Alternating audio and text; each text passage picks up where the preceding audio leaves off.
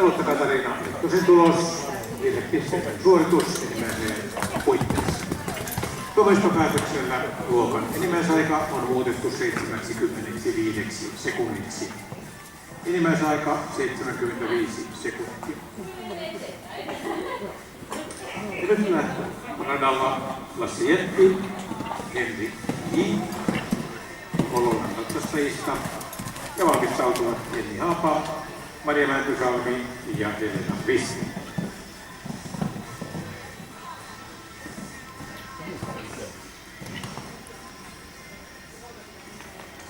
Ja Pyry Kivikosken ja meidän tulos 4 virhepistettä ajossa 68-18.